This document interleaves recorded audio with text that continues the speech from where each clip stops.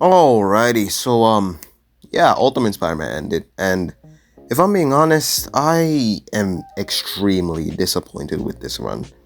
When Ultimate Spider-Man first released, for Spider-Man fans, this was like the second coming of Christ, pretty much. A grown-up Peter Parker, him being married to Mary Jane, having kids, and actually, feeling like he's an older character. That was everything fans have been begging for in the mainline comics for years at this point. So the fact that Marvel was giving it to us for free, no, well, sorry, they were giving it to us. It was like, wow, this is actually happening. And I'm gonna be honest, the run isn't the worst thing in the world, and I'm sick and tired of certain people online pretending like it is. But it's definitely not good either, bro. I feel like the first arc of the run from like issue 1 all the way up to issue 5 or 6, up until we get the beautiful drawn work by Marco Cicchetto with Peter and MJ swinging and where he actually like finally officially becomes Spider-Man. That part of the run is immaculate. Some of the best Spider-Man comics I think I've read in recent memories. But after that, we get a lot, and I mean a lot of issues. The word I can best use to describe this run is wasted potential. The concept of an older Peter Parker being grown up and having to deal with other responsibilities instead of just, the typical, oh, rents do this, do this. This is a Peter who actually has his life together. And he's married, he has kids, he has other responsibilities and other struggles. And the concept of him having to face like his previous life's responsibilities that was stolen from him, where he had to fight villains, the Venom arc, all that, like everything that you could imagine that happened to mainline Peter Parker happening to this Peter Parker, it was something I was so excited for and I couldn't wait to see. And then after all the runs and it's officially now over, I'm disappointed, I'm not gonna lie, because it just feels like stuff doesn't happen. In a lot of issues, Peter Parker isn't even really there, even though he's like the main character.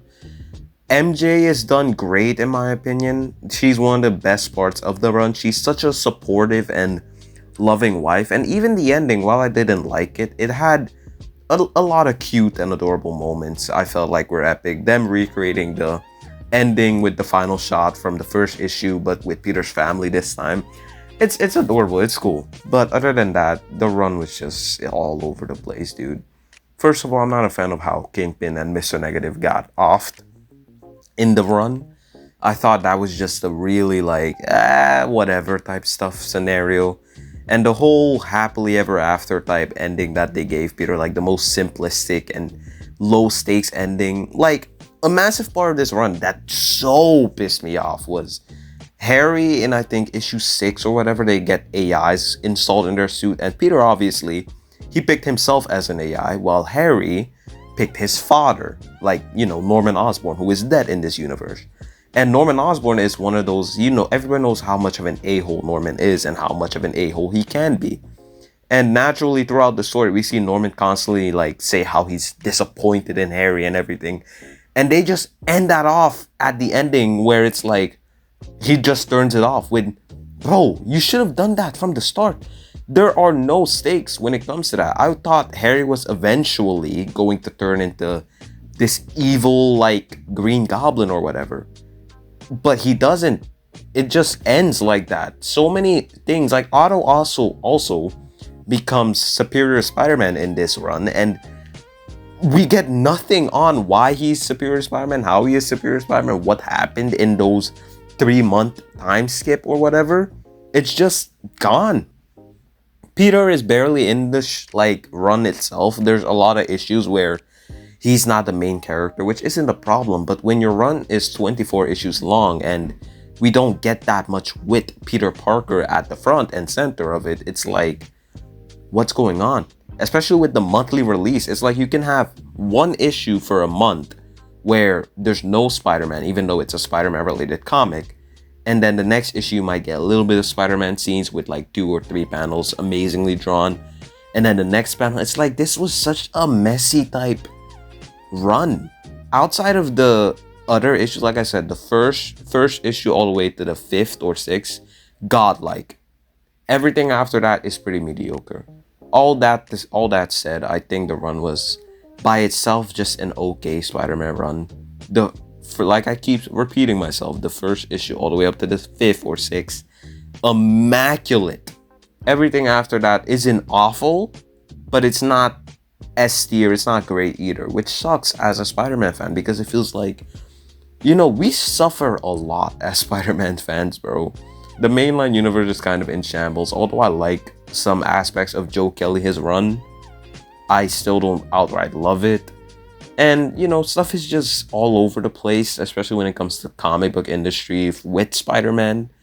Even though he's still one of the big three and best sellers, it's still just, it doesn't hit the same, bro. And I really hope that something in Marvel snaps and they're just like, oh, we need to bring Ultimate back and we need to do more with the story. We can't just end it on like this. But knowing Marvel, that's probably not gonna happen.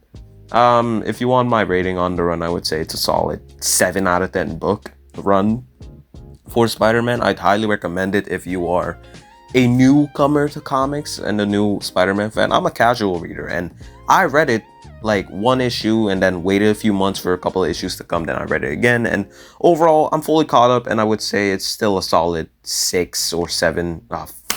Anyways, it's a solid 6 or 7. Don't you dare mention that meme. I swear to God.